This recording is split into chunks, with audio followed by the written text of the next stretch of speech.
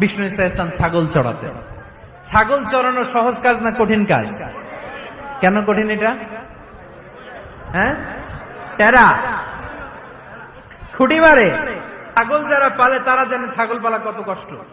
ওরে ডানে টান দিলেও কই যায়, রশি ধরে বায়ে টান দিলে কই যায়, সামনে টানলে কই যায়, পিছনে টানলে কই যায়।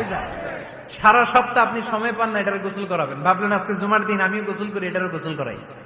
এটারে আপনি পুকুর ঘাটে নিবেন, টান দিচ্ছেন, ওর বাপের কিরাও 1 ইঞ্চিও সামনে যাবে না, ঠিক কি না? এই টেরা প্রাণী আল্লাহর কি কি মহিমা! আল্লাহ তাআলা পৃথিবীর সবচেয়ে শ্রেষ্ঠতম মানুষদেরকে ছাগল চড়িয়ে ছেড়েছেন, ঠিক কি না?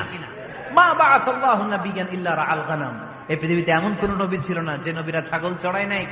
আল্লাহ বুঝাতে চাইলেন ছাগল চড়ানো অনেক কষ্টের কাজ, অনেক ধৈর্যের প্রয়োজন। এখন নবীরা তোমরা ছাগল চড়াও।